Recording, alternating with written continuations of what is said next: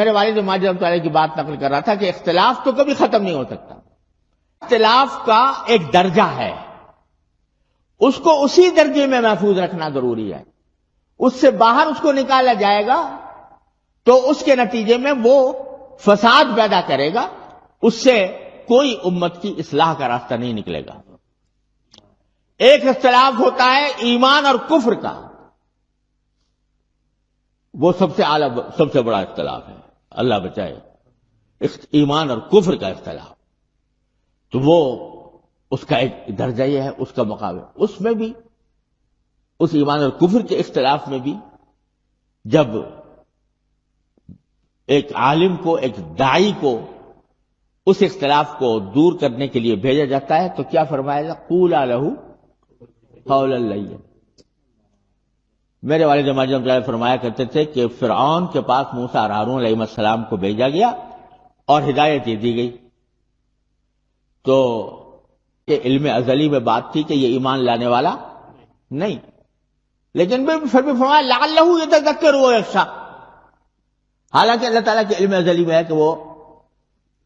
اصلاح نہیں ہونے والی ہے اس کے باوجود فرمایا گیا کہ داعی کا کام یہ ہے کہ اپنے دل میں یہ امید رکھے کہ اس کو اصلاح ہو جائے۔ قولا لہ قولا لینا۔ امام حضرت والد صاحب فرمایا کرتے تھے کہ تم موسیٰ علیہ السلام سے بڑھ کر مصلح نہیں ہو سکتے، تمہارا مخالف فرعون سے بڑا گمراہ نہیں ہو سکتا۔ وہاں جب قولا لہ قولا لینا فرمایا گیا تو ہمارے پاس اور کیا، ہم کیا یہ کہیں گے کہ ہم ان سے زیادہ غیرت مند ہیں،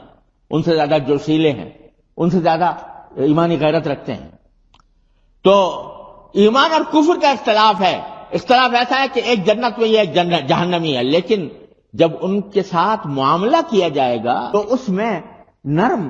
طریقہ اختیار، گالی کا جواب گالی سے نہیں، انبیاء کرام نے کبھی گالی کا جواب گالی سے نہیں دیا۔ میرے والد ماجد فرمایا کرتے تھے کہ دیکھو حضرت ہود علیہ السلام کو قوم کہتی ہے کہ انا لنراک فی صفاحۃ وانا لنظنک من الکاذبین، تمہیں بیوقوف ہو،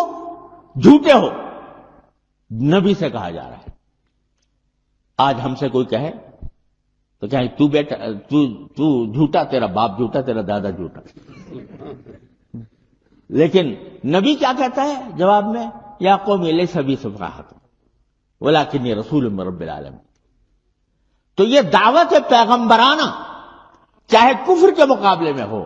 پیغمبرانہ اصول دعوت کے تحت اگر دعوت دی جائے اس سے کبھی فتنہ پیدا نہیں ہوتا۔